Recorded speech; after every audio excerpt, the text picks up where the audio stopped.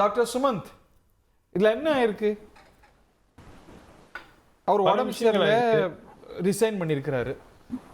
சரி, உடம்பு சரியில்லைங்கிறது அவருக்கு ஒரு 3 மணிக்கு தெரியல, ஆனால் 4 மணிக்கு தெரிய வந்துச்சு, 5 மணிக்கு தெரிய வந்துச்சுன்னு வைங்க.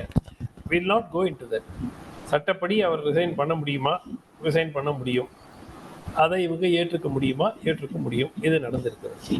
நான் கேட்குற கேள்வி 2, 3 தான்.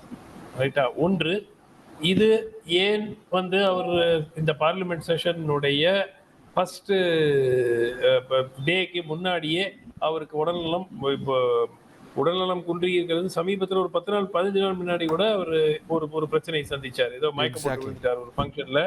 எல்லாம் கரெக்ட். சோ ரெக்கார்ட் இருக்கு, அதுக்கு ட்ராக் ரெக்கார்ட் இருக்கு. அவருடைய ஹெல்த் ரெக்கார்ட் நான் வரேன் ட்ராக் ரெக்கார்ட் இருக்கு.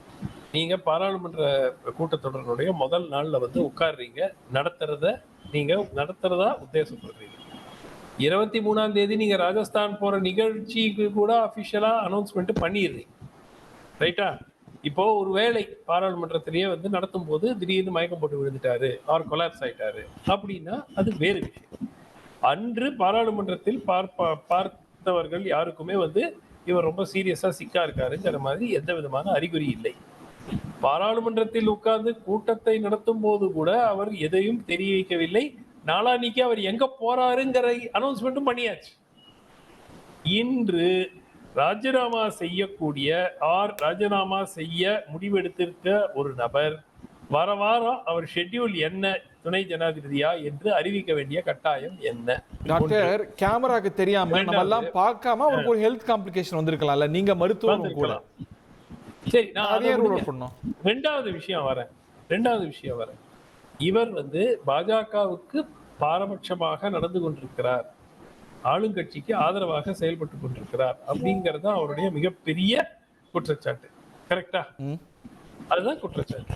மேற்கு வங்காளத்தில் ஆளுநராக இருக்கும் போதும் சரி, இங்க மத்தியில துணை ஜனாதிபதியா இருக்கும் போதும் அதுதான் அவர் மீது குற்றச்சாட்டு.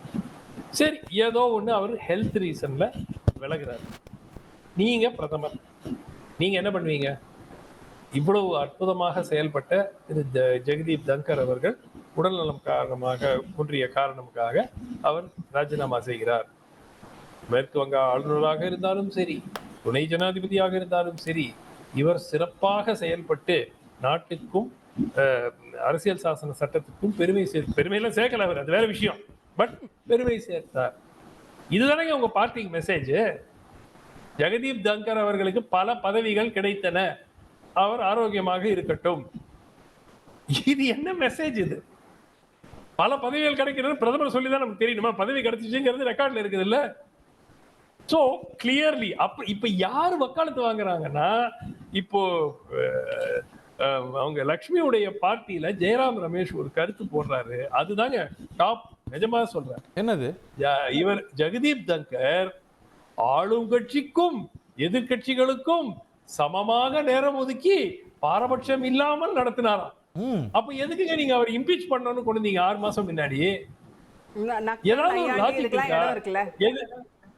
இல்லைங்க, அதெல்லாம் அவர் அந்த மாதிரி சொல்லவே இல்லை. நீங்க அந்த ஃபுல்லா இதை படிச்சு பாருங்க. அதுல வேற எதிரியுமே நையாண்டியோ நக்கலோ இல்ல.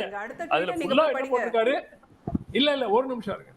ஃபர்ஸ்ட் ஆஃப் ஆல், அவர் ராஜினாமா செய்ததன் காரணம் என்ன என்பது நாட்டுக்கு விளக்கப்பட வேண்டும். ஏன்னா இப்ப ஒரு உதாரணத்துக்கு இவர் ஒரு பிஜேபி லீடர், பாரதிய ஜனதா கட்சி தலைவர்னு வச்சுக்கோங்க. அதான் கட்சியினுடைய உட்கட்சி விவகாரம். அவங்க வந்து மக்கள்கிட்ட அவர் எதனால விலகினாரு, ஹெல்த் ரீசனா இல்ல வேற ஏதாவது ரீசனாங்கிற சொல்ல வேண்டிய ஒரு கட்டாயம் இல்லை. பட் இது வந்து ஒரு கான்ஸ்டிடியூஷனல் போஸ்ட்ல இருந்து எனக்கு அது கூட எனக்கு கவலை கிடையாதுங்க. அவர் ராஜினாமா பண்ணிட்டார். நீங்க அதுக்கப்புறம் ஒரு ஃபேர்வெல் பார்ட்டி, ஏன்னா ஹெல்த் கிரவுண்ட்ஸ்ல தானே போறாரு. அதான் சார், உடம்பு சரியாத மனுஷனா ஃபேர்வெல் பார்ட்டின்னு எதுக்கு தொந்தரவு பண்ணும்? நிறைய பேர் பேசுவாங்க. அங்கதானே ஹாஸ்பிடல் அட்மிட் ஆயிருக்காருன்னா கரெக்ட். நீங்க சொல்றது எப்படிங்க ஃபேர்வெல் பார்ட்டி? என்னங்க ஹாஸ்பிடல் அட்மிட் ஆயிருக்காரு மனுஷன், அங்கேயே உட்காந்துட்டாரு. ரைட்டா? சோ ஒரு ஃபேர்வெல் அது எல்லாம் வேணாங்க. நான் கேட்கிற கேள்வி என்ன ஒண்ணுதான். இவர் வந்து ஒரு supreme court lawyer, senior lawyer and supreme court. இவர் வந்து உங்களுக்கு போன் பண்ணி, ஏங்க இன்னும் 1 ஹவர்ல ராஜினாமா கடிதம் எனக்கு வரணும் அப்படின்னு ஒரு வேளை யாராவது மிரட்டினாங்கன்னா, இவர் அதற்கு ஏன் பணிய வேண்டும்? என்ன பண்ண முடியும்? இம்பீச் பண்ணுங்க. இம்பீச் பண்ணா கவர்மெண்ட்டுக்கு தான் அது எம்பாரஸ்மெண்ட். ஏன்னா உங்க ஆளு அவரு. சோ என்ன காரணத்திற்காக, அதுதான் எனக்கு இன்னும் புரியாத புதிராக இருக்கிறது. இப்போ ஏதோ ஒரு சின்ன கிராமத்திலிருந்து வந்தாரு, படிக்காத ஆளு, பயமுறுத்திட்டாங்க, அந்த மாதிரி இல்லைங்க. அவரு சுப்ரீம் கோர்ட் சீனியர் அட்வொகேட்டுங்க. அவர் போய் மிரட்டி 5 நிமிஷத்துல ரிசைன் பண்ண வச்சாங்கன்னா, ஒருவேளை இருங்க ஒரு நிமிஷம், ரிசைன் பண்ண வச்சாங்க அப்படின்னாக்க ஏதோ ஒரு மிகப்பெரிய காரணம் இருக்கும். அவர்களுக்கு இவரை பற்றி ஏதோ எவிடன்ஸ் இருக்கலாம், தெரியாது. பட் இவர் ஏதோ ஒரு காரணத்தினால் பயந்து ராஜினாமா செய்திருக்கிறார் அப்படிங்கிறது தான் இம்ப்ரெஷன். ஏன்னா இன்னைக்கு அவருக்கு வக்காலத்து வாங்குறது எல்லாம் எதிர்கட்சி தலைவர்கள். பிஜேபியிலிருந்து ஒருத்தர் 4 வார்த்தைகள், இன்னைக்கு பிஜேபி ஜேர்னலிஸ்ட் ஃபுல்லா போடுற ட்வீட் எல்லாம் பாருங்க, போஸ்ட் எல்லாம் பாருங்க.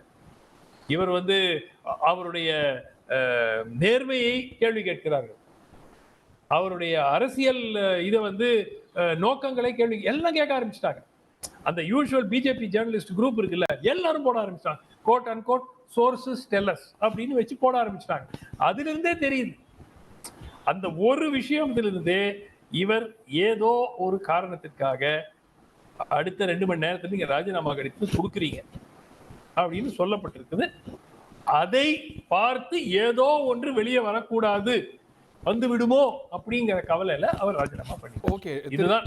ஆனா இது நாட்டு என்ன நடந்ததுங்கிறது நாட்டுக்கு தெரிய வேண்டியது மிகவும் அவசியம். ஓகே, இதுல மர்மங்கள் இருக்குங்கிறாரு திரு ஸ்ரீராம் சேஷாத்ரி. ஜெகதீப் தன்கருடைய அருமை பெருமைகள்லாம் நம்ம நாட்டு மக்களுக்கு இப்ப விளக்குவார். அனைவருக்கும் வணக்கம். நான் யாருடைய அருமை பெருமையை விளக்க போறது இல்லைங்க. சரி, நான் சொல்ல போறது ஒரு 2-3 பாயிண்ட் தான். ஒண்ணு, நம்ம லட்சுமி ராமச்சந்திரன் அவர்கள் 2 விஷயம் சொன்னாங்க. 60 பேர் சேர்ந்து இந்த மாதிரி ஒரு இது கொடுத்தாங்க, அந்த ஜஸ்டிஸ் இவங்களுக்கு வர்மாவுக்கு, யஷ்வந்த் வர்மா. ஆனா அவங்க பாவம் யஷ்வந்த் சின்ஹான்னு சொல்லிட்டு அவங்களுடைய பிரசிடென்ட் கேண்டிடேட் ஞாபகமாவே சொல்லிட்டாங்க. அது ஒரு இதுதான். இருந்தாலும் அவங்க அந்த யஷ்வந்த் வர்மா அவங்களுடைய இதுக்கு ரெசிக்னேஷனுக்காக இம்பீச்மெண்ட் மோஷன் கொடுத்தாங்கன்ட்டு. நம்பர் 1, யஷ்வந்த் சின்ஹா தேசிய ஜனநாயக கூட்டணியில மந்திரியா இருந்தாருங்க கடைசி.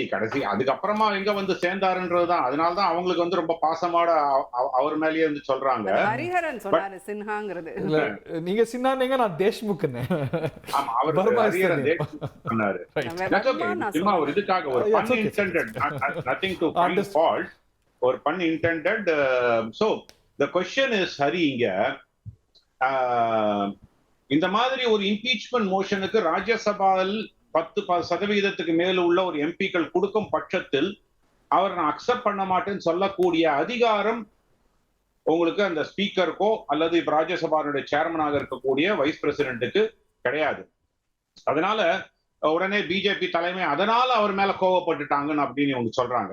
அதே மாதிரி சுமந்த் அவர்களும் சொன்னதுதான், அவரை மிரட்டி உடனே வாங்க வச்சிட்டாங்கன்னா, அவ்வளவு is a tall leader and moreover seasoned politician. He has taken Mamata Banerjee by bull by the horns. அந்த மாதிரியான ஒரு ஸ்டேட்ல அவர் கவர்னரா இருந்திருக்காங்க. எவ்வளவு மம்தா பானர்ஜியும் லேசப்பட்டால் நிறைய குடைச்சல் கொடுத்திருக்காங்க அவருக்கு. அந்த மாதிரிலாம் இருந்த போதெல்லாம் he had handled it. அதனால அவர் பிஜேபி தலைவர்களை பார்த்து பயந்து கீழலா இருக்க முடியாது. So there is something that doesn't meet the eye. அது கண்டிப்பா ஒத்துக்கொள்ள வேண்டும். ஏன்னா மிரட்டி வாங்கப்பட்டிருக்கும் என்று ஒரு சொல்லக்கூடிய ஒரு ஐயப்பாடு. ஹெல்த் ரீசன்ஸ் அப்படிங்கறத நீங்களும் ஏக்கல சார். ஹெல்த் ரீசன்ஸ் ஆஃப் சால்ட்டோட தான் பார்க்கணும். ஹெல்த் அதான் சொல்றேனே, ஒரு பெனிஃபிட் ஆஃப் டவுட் அவர் கொடுக்கலாமே தவிர, ஒரு வைஸ் பிரசிடென்டா இருந்து ஹெல்த் ஸ்பாயில் ஆச்சுன்னா இன்னும் கொஞ்சம் பெட்டர் ட்ரீட்மெண்ட் கிடைக்கும். அதனால அதுக்காக அவர் ரிசைன் பண்ண வேண்டும் என்பதில் ஒரு அர்த்தம் இல்லை. ஆனா ஒரு ஹிஸ்டரி இருக்கு. மார்ச் 2025 மார்ச் 9ஆம் தேதி அவர் எய்ம்ஸ்ல அட்மிட் பண்ணப்படுகிறார். அவருக்கு ஆஞ்சியோபிளாஸ்டி செய்யப்படுகிறது. அதுக்கப்புறம் டிஸ்சார்ஜ் ஆகிறார்.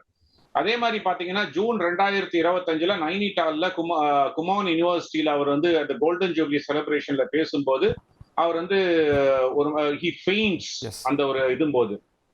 அதே மாதிரி ஜூலை 22 கேரளால ஒரு ஃபங்க்ஷன்ல அதே மாதிரி ஒரு வித் சப்போர்ட் அவங்களுடைய ஒய்ஃப் பிடிச்சிக்கிட்டு அது மாதிரிதான் அவரால் நடக்க வேண்டிய நிர்பந்தம் ஏற்பட்டது.